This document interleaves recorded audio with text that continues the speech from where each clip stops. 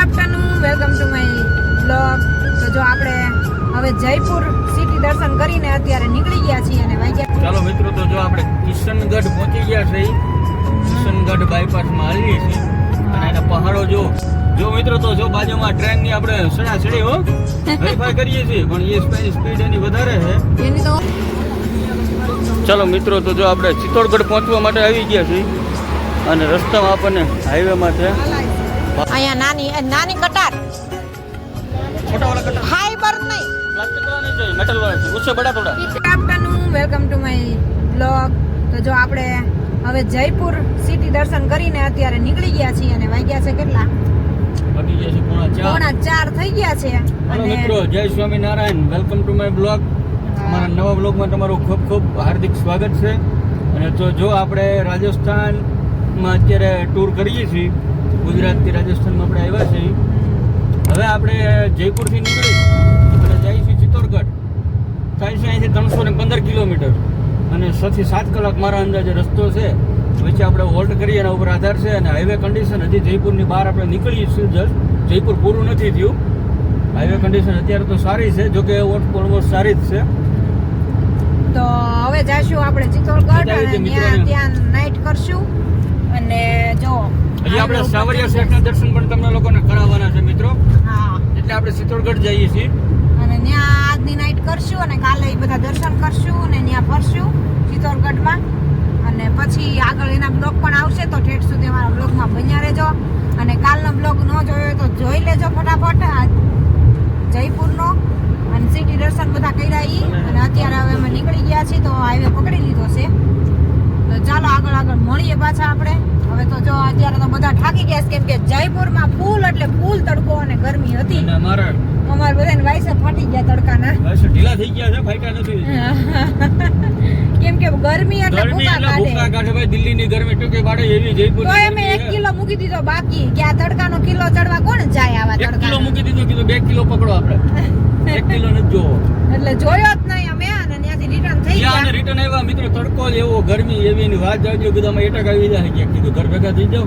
એટલે પછી અત્યારે હવે હાઈવે પકડી લીધો છે. તો ચાલો આગળ મળીએ પાછા. અમારી બીજી ગાડી પણ જો અમારી પાછળ જ આવે છે.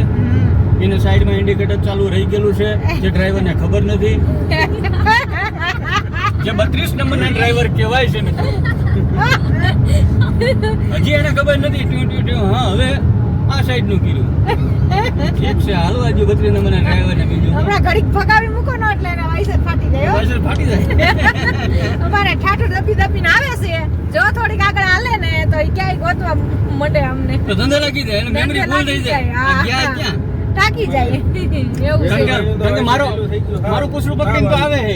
હા, ઠાઠું દબે છો બાકી. હા, વેદુભાઈ ને તાવ નોર્મલ એવું તો આવતું હોય. એવું તો શરદી થાય એટલે થોડું ઘણું તો બહાર નીકળે એટલે થવાનું જ છે. દવા પાઈ દેવાની હોય એટલે સારું થઈ જાય. સાઈડમાં ઓટેક કરવા જાય છે. જો આવે છે અમારે ગાડી બીજી 2 નંબર 32 નંબરના ડ્રાઈવર આવે છે. 32 નંબરના હો બાકી. અને ઓલો જો ફોન લઈને જાણે વિડિયો ઉતારે છે. કોણ? આવા દ્યો એટલે ચાલો મિત્રો, તો જો આપણે કિશનગઢ પહોંચી ગયા છે. કિશનગઢ બાયપાસમાં આવીએ છીએ અને એના પહાડો જો બહુ મસ્ત છે. જો જોરદાર, કઈ ઘટે નહીં એવું. અને રોડ મસ્ત છે, 1 નંબર રોડ છે મિત્રો. રોડ બહુ મસ્ત છે. જો ગાડી આંકવાની મજા આવે. 6 લેન રોડ છે, 1 નંબર છે. ટોલ નાકા હારા એવા આવે છે. ઈ તો રોડ હારો હોય તો પછી ટોલ નાકા હારા જ દે ને. કેટલા 180 ને 200 ને એવા આવે છે ને?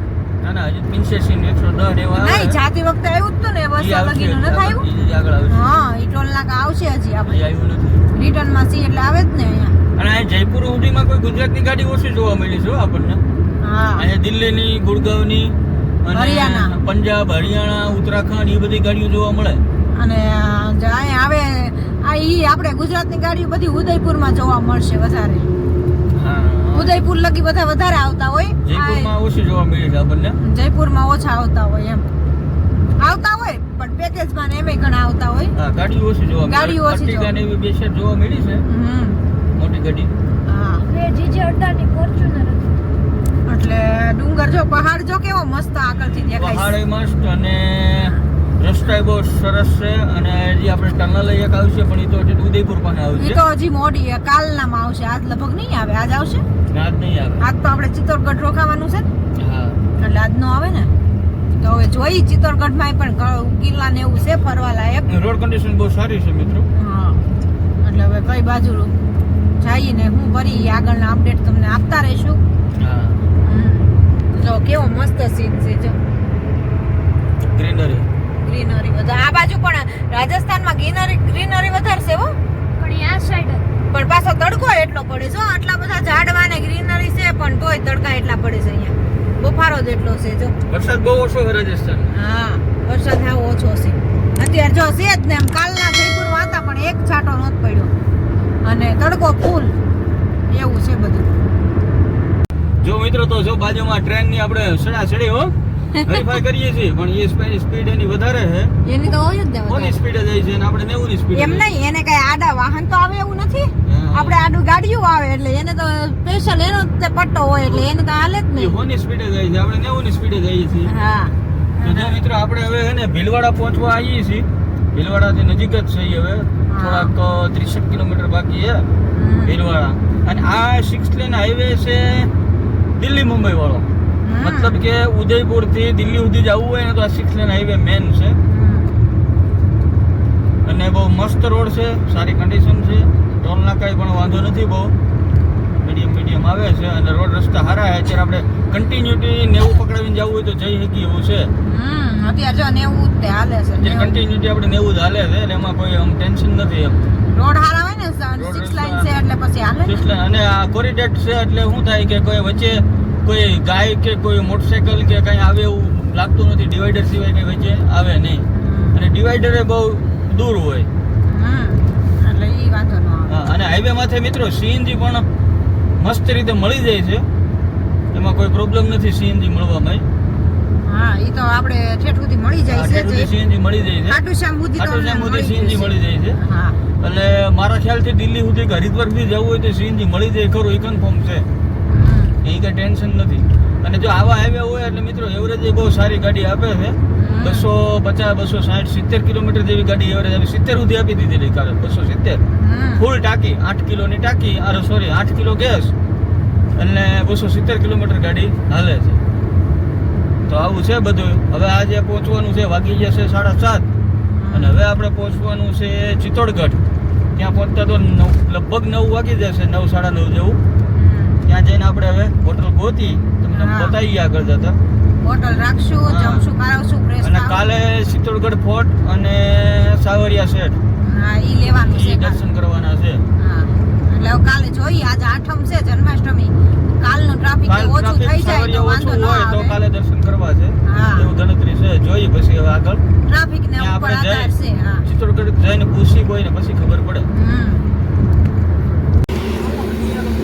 ચલો મિત્રો, તો જો આપણે ચિત્તોડગઢ પહોંચવા માટે આવી ગયા છીએ અને રસ્તામાં આપણને હાઈવે માટે ભાલા, કટારું, તલવારું આપણે જોવા મળી ગયું છે એટલે આપણે ઊભા રહી ગયા જોવા માટે.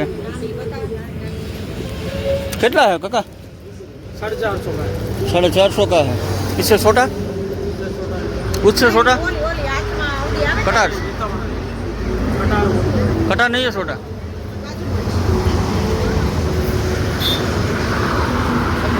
ये कितने का?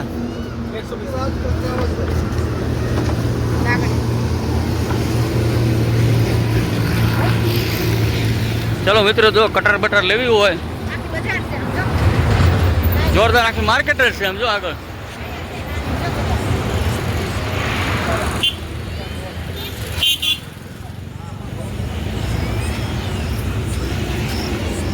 हाँ बस छोटा वाला मेरे को दिखाओ तो एक.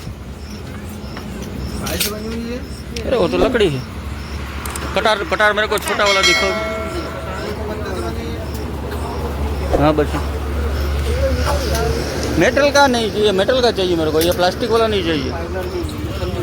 અહીંયા નાની નાની કટાર, छोटा वाला कटार. फाइबर नहीं, प्लास्टिक वाला नहीं चाहिए, मेटल वाला चाहिए. उससे बड़ा थोड़ा, पीतल वाला नहीं, उससे बड़ा. उससे बड़ा. फिर वो हेवी में आएगा 1200। हाँ तो दिखाओ दिखाओ कोई बात नहीं. 1200 રૂપિયામાં એવી મેં હવે જો લાય હરખું દેખાણું જો ઓલું બાડું બાડું દે. बता दो। તો બહુ મોટી નહીં થાય પણ डोरा मीटर का फाइबर का है ये फाइबर का है ना એ ફાઈબર કા હે આ ફાઈબરનું છે અને આ મેટલનું ओ बगल અહીંયા જો કટારની ખરીદી કરવા ઊભા રહી ગયા છે જો મેળ આવી જાય તો જો યસ્ત શસ્ત્ર બધા યસ્ત શસ્ત્ર આ જો કેવું છે આમાંથી આ બધું પેક કરેલું છે મેં કીધું ખુલ્લું હોય છે કા ઈ કેવી છે ઈ હાલે નો હાલે ना मीटर પણ આમાં ધાર નથી એ જરીકે કે ધાર નો આવે ये मेटल है नहीं है तो क्या है लोहे का है लोहे का है लोहे का ये सब थोड़ी आया भीड़ आता है वो तो टूट जाता है ऐसे ही क्या रेट है इसका 1200 बताए 1200 भरे क्या ઈ ઓલા પણ આમથી આમ તમને ખોલીને બતાવ્યું ઈ છે જો फिर उसको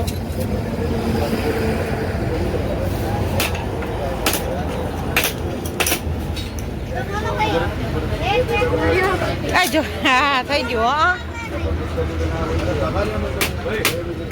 એ જોજો નો આવડે આપણને નો આવડે આપણે જો ચિત્તોડગઢ ને 20 કિલોમીટર આગળ હોટલ રાખીને આપણે રોકાઈ ગયા છીએ કેમ કે ત્યાં ટ્રાફિક બહુ જ છે સાવરિયા સેટનું બધું એટલે ત્યાં હોટલનો કંઈ બહુ મેળ આવે એમ નહોતો એટલે પછી જો જગ્યા મળે કે ન મળે એટલે અમે અહીંયા નજીક હાઈવે ઉપર હોટલ રાખીને રોકાઈ ગયા છીએ અને આ છે અમારો રૂમ તમે જોઈ શકો છો હોટલનો રૂમ હોટલ બહુ મસ્ત છે હાઈવે ઉપર મહાલક્ષ્મી અને આપણે જો અહીંયા રોકાઈ ગયા બધાના રૂમ રાખી લીધા છે અને હવે ફ્રેશ થઈએ છીએ તો સવારે નીકળશું સાવરિયા સેટના દર્શન કરવા માટે મંદિરે અને પછી ત્યાંથી આગળનો પ્લાનિંગ પછી હવે આગળ ખબર પડે તો એવું બધું છે તો ચાલો આ સાથે આજના બ્લોગનો અહીંયા જ કરશું લાઈક કરો શેર કરો સબસ્ક્રાઈબ કરો મળીએ કાલના કન્ટેન્ટની સાથે જય સ્વામિનારાયણ